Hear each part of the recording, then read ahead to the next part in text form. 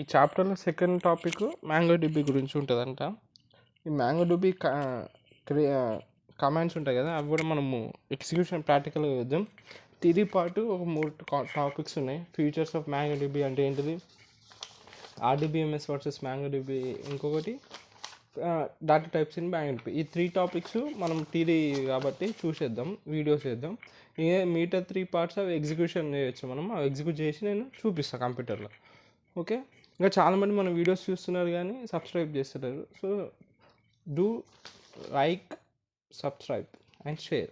ఎందుకంటే మనం 1Kకి చాలా దగ్గరగా ఉన్నాం. నేను ఇప్పుడు ఈ వీడియో రికార్డ్ చేసేటప్పుడు 791 సబ్స్క్రైబర్స్ అట్లా ఉన్నారు. ఇప్పుడు మ్యాంగో డిబి అంటే ఫస్ట్ రిలేషన్ డేటాబేస్ తెలుసు కదా, రోస్ అండ్ కాలమ్స్ ఉంటాయి. దీనికంటే ఒక డిసడ్వాంటేజెస్ ఉన్నాయి మనకి. దీని డిసడ్వాంటేజెస్ ఏంటి, నాకు అన్ని ఫీల్డ్స్ వాల్యూ తెలియాలి. ఇప్పుడు నేను 21 అని ఒక స్టూడెంట్ ఐడి ఇలా ఇన్సర్ట్ చేయాలంటే వాడి పేరు, లొకేషన్, జెండర్, కాలేజ్, వాడి కాలేజ్ నాకు తెలియకపోతే ఏం చేయాలి, నీళ్ళని పెట్టడం వల్ల అక్కడ స్పేస్ అనేది వేస్ట్ అవుతుంది. ఒక్క లైన్కి ఏం కాదు కదా, ఒక్క ఐడికి ఏం కాదు. కానీ కంప్యూటర్లో అది ఆర్గనైజేషన్ ఇట్లా థౌజండ్స్ ఆఫ్ రికార్డ్స్ ఇన్సర్ట్ చేస్తారు. అప్పుడు ఏమైపోతుంది, చాలా అమౌంట్ ఆఫ్ డేటా, అది స్పేస్ అనేది వేస్ట్ అవుతుంది. దీనివల్ల ఇట్లా మళ్ళీ నేను ఒకవేళ వాడికి ఎక్స్ట్రా హాబీ కూడా ఉంది, ఆ హాబీ కూడా యాడ్ చేయాలంటే మళ్ళీ దానికోసం ఇక్కడ ఫీల్ లేదు. అట్లా అన్నమాట. ఇట్లా డిసడ్వాంటేజెస్ ఉంటాయి రిలేషనల్ డేటాబేస్కి. సో దాని అంటే డిసడ్వాంటేజ్ని ఓవర్కమ్ చేయడానికి NoSQL వచ్చింది. NoSQL ఒకవేళ నాకు అది తెలియకపోతే నేను ఇంటర్ చేయకపోయినా వస్తుంది. ఇప్పుడు వాడి కాలేజ్ నాకు VMEG తెలియదు, సో వదిలేయచ్చు. ఇంకో హాబీ అని కొట్ట యాట్రిబ్యూట్ నాకు తెలుసు, అది యాడ్ చేయొచ్చు. అట్లా అడ్వాంటేజెస్ ఉంటాయి NoSQL. సో ఇప్పుడు NoSQL డేటాబేసెస్లో 3-4 ఉంటాయి. Key value database, column database, document database, graph database.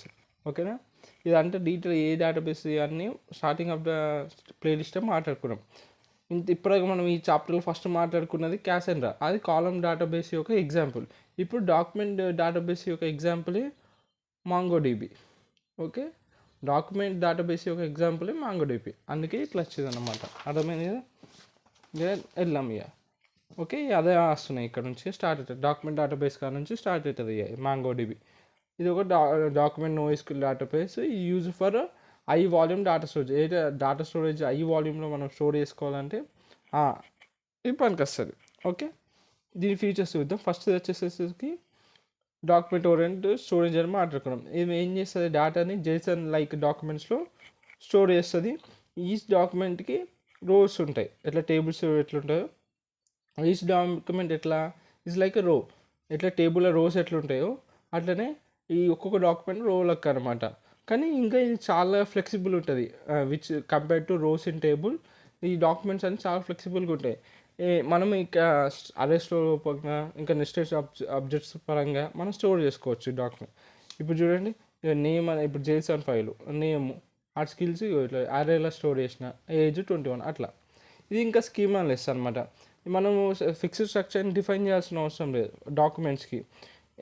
ఒక్కొక్క each document is collection have different fields. ఒక్కొక్క డాక్యుమెంట్కి ఒక్కొక్క డిఫరెంట్ ఫీల్డ్స్ ఆఫ్ కలెక్షన్ ఉంటుంది. సో ఇది ర్యాపిడ్ డెవలప్మెంట్ ఏదైనా జరుగుతున్నా ఆర్ డాటా అనేది ఫ్రీక్వెంట్గా చేంజ్ అవుతుంది కదా, అలాంటి దగ్గర ఇది మంచి పనికి వస్తుంది. ఇంకోటి scalability. MongoDB supports horizontal scaling using sorting. Horizontal scaling అంటే చెప్తా. హారిజాంటల్ స్కేలింగ్ అంటే ఏంటంటే మనం మోర్ సర్వర్స్ అంటే ఏం లేదు, సింపుల్గా చెప్పాలంటే మనం మెనీ నార్మల్ మిషన్స్ని అంత ఇదొక నార్మల్ మిషన్, ఇదొక నార్మల్ మిషన్. సో ఈ అన్ని నార్మల్ మిషన్లు కలిసి టుగెదర్గా పనిచేస్తాయి. దాన్ని హారిజాంటల్ స్కేలింగ్ అంటారు. దీన్ని యాడ్ మోర్ సర్వర్స్, ఇంకా ఎక్కువ సర్వర్స్ని యాడ్ చేస్తున్నాం ఇండైరెక్ట్లీ ఆ లోడ్ని షేర్ చేసుకోవడానికి. అదే దాని ఎగ్జాంపుల్ చెప్పాలంటే మనం మల్టిపుల్ కంప్యూటర్స్ని కనెక్ట్ చేస్తున్నాం, దాన్ని షార్ట్స్ అదే అనమాట. స్కేలబిలిటీ ఫీచర్ ఉంది, అంటే హారిజాంటల్ మనం స్కేల్ చేసుకోవచ్చు. అంటే నార్మల్ మిషన్స్ అన్నిటిని కలిపి టుగెదర్గా పనిచేసి ఇస్తాం, లోడ్ని షేర్ చేస్తాం. అందుకే స్కేలబిలిటీ ఉంది. డాటా అనేది ఏం చేస్తుంది, మల్టిపుల్ మిషన్స్లో ఆటోమేటిక్గా స్ప్లిట్ చేస్తుంది. అందుకే హారిజాంటల్ స్కేలింగ్ అన్నాం చెప్పి ఎక్స్ప్లెయిన్ చేసిన కదా. దీనివల్ల when huge amount of data like big companies ఏవైతే ఉన్నాయో ఆ huge amount of data split అయిపోతుంది కాబట్టి మల్టిపుల్ మిషన్స్ ఆటోమేటిక్గా మనకు ప్రాసెస్ అనేది ఈజీ అయిపోతాయి. హై పర్ఫార్మెన్స్ ఉంటుంది, ఫాస్ట్ రీడ్ ఆపరేషన్స్ ఉంటాయి, ఎందుకంటే ఇది డాక్యుమెంట్ మోడల్ కాబట్టి. ఇంకా ఇండెక్స్ క్యూరీస్ ఇండెక్స్ పరంగా స్టోర్ అవుతాయి కాబట్టి దాని అప్పుడే మనం రిటర్న్ చేసుకోవచ్చు రిజల్ట్స్ని. ఇంకా పవర్ఫుల్ క్యూరీ లాంగ్వేజ్ ఇలా ఎంక్యూఎల్ ఉంటుంది. ఎస్క్యూఎల్ ఎట్లా ఇట్లా ఎంక్యూఎల్ ఉంటుంది. ఇది రిచ్ క్యూరీ లాంగ్వేజ్ అనమాట.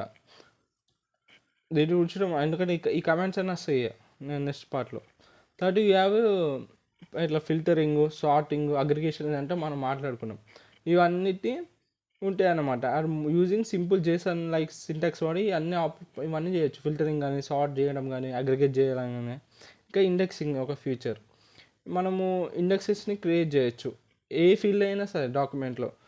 లైక్ ప్రైమరీ కీస్, ఆర్డీబీఎంఎస్లో ప్రైమరీ కీస్ ఎట్లుంటాయో మనం కూడా ఇండెక్సెస్ క్రియేట్ చేయొచ్చు. ప్రైమరీ కీ పెడతాం కదా ఇంటికి ఐడికి అట్లా. ఇంకా దీనివల్ల సర్చ్ స్పీడ్ కూడా పెరగచ్చు. ఇండెక్సింగ్ అనేది ఒక ఫీచర్. ఇప్పుడు చూడు, dB users dot create index name 1 ఇది అసెండింగ్ ఆర్డర్ ఆన్ నేమ్ అనమాట. అది ఇండెక్సింగ్. అగ్రిగేషన్ ఫ్రేమ్ వర్క్ ఉంటుంది.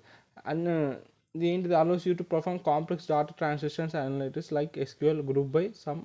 సో ఏదైతే కాంప్లెక్స్ డాటా ట్రాన్సాక్షన్స్ ఉంటాయో అవన్నీ సింపుల్గా చేయొచ్చు కాంప్లెక్స్ డాటా. ఇంకా యూస్ఫుల్ అన్నమాట. జనరేటింగ్ రిపోర్ట్స్ కానీ, డాష్బోర్డ్స్ కానీ మంచి పనికి వస్తుంది. ఇంకా రెప్లికేషన్ ఉంటుంది. రెప్లికేషన్ అంటే ఏంటిది, ఒక కాపీకి ఇంకొక 2-3 కాపీస్ని క్రియేట్ చేయడాన్ని రెప్లికేషన్ అంటారు. ఇంకా ఈ ఫస్ట్ కాపీలో చేంజెస్ చేసి ఆటోమేటిక్గా 2-3 కాపీస్లో కూడా ఏ కాపీస్ జనరేట్ అయినాయో అక్కడ చేంజెస్ ఆటోమేటిక్గా జరుగుతుంది. దాన్ని రెప్లికేషన్ అంటే రెప్లికేషన్ ఉంటుంది. అవైలబిలిటీ దీనివల్ల ఏమవుతుంది, ఫాల్ట్ అనేది చేయొచ్చు. అంటే ఒక కాపీ పోయినా ఇంకా 2 కాపీలు ఉంటాయి కాబట్టి మనం సేఫ్ సైడ్లో ఉంటాం. ఇదే అనమాట. రెప్లికా సెట్స్ ఉంటాయి. Group of MongoDB servers that maintain same data copies చేస్తారని చెప్తుంది. ఒకటి ఫెయిల్ అయినా, ఒక సర్వర్ ఫెయిల్ అయినా మనం ఇంకో దానికి ఈజీగా మూవ్ అవ్వచ్చు. దీన్నే ఫాల్ట్ టాలరెన్సీ అంటారు. ఫెయిల్యూర్ని ఓవర్కమ్ చేస్తున్నాం కాబట్టి. యాసిడ్ ట్రాన్సాక్షన్ ఉంటాయి. అయితే వర్షన్ 4.0 వరకు ఏం లేకుండే అక్కడ నుంచి చాలా అయినాయి యాసిడ్ ప్రాపర్టీస్. యాసిడ్ ప్రాపర్టీ అంటే ఏంటి, ఆటోమిసిటీ, కన్సిస్టెన్సీ, ఐసోలేషన్, డ్యూరబిలిటీ. ఇవన్నీ ఆర్డీబీఎంఎస్ ఉంటాయి. ఇక్కడ కూడా ఇంక్లూడ్ చేసింది MongoDBలో 4.0 నుంచి. అంతకుముందు లేదు. ఇట్స్ నాట్ ఫుల్లీ యాసిడ్ అనమాట. ఇప్పుడు అది multi document transactions like SQL లెక్కనే ఇది కూడా సపోర్ట్ చేస్తుంది డాటా రిలయబిలిటీని. ఇది ఓపెన్ సోర్స్, ఇది ఫ్రీ అనమాట. ఎవరైనా వాడచ్చు. ఇప్పుడు నా ల్యాప్టాప్లో కూడా ఇప్పుడే ఆ MongoDB వెబ్సైట్లో పోయి డౌన్లోడ్ చేసుకున్న, పర్మిషన్స్ ఇచ్చి ఎన్విరాన్మెంట్ వేరియబుల్స్లో అది పే చేసే పాటు ఇప్పుడు నేను నా MongoDB రన్ చేసుకోవచ్చు. Free to use. నేనేం దానికి పే చేయాలి. ఎవరైనా యూజ్ చేసుకోవచ్చు. మనం ఇన్స్టాల్ చేసుకోవచ్చు. మన లోకల్ సిస్టంలో మనం దాన్ని హోస్ట్ చేయొచ్చు ఆన్ క్లౌడ్, మ్యాంగో అట్లస్ క్లౌడ్లో అయితే. అసలు ఎందుకు యూజ్ చేయాలి మరి MongoDBని? ఎందుకంటే మనం ఇది అన్స్ట్రక్చర్డ్ డేటాకి ఎప్పుడైతే డేటా కంటిన్యూస్ చేంజ్ అవుతున్నాం దానికి మంచి పనికి వస్తుంది. దీనికి హై పర్ఫార్మెన్స్ ఉంటుంది, ఫ్లెక్సిబిలిటీ ఉంటుంది. ఇంకా రియల్ టైమ్ అనలిటిక్స్ అని చెప్పినాం. డేటా చేంజ్ అవుతూ ఉంటాయి. ఈకామర్స్ యాప్స్ కానీ, IoT కానీ, మొబైల్ యాప్స్ అక్కడ మంచి పనికి వస్తుంది రియల్ టైమ్ యాప్ అనాలిటిక్స్లో.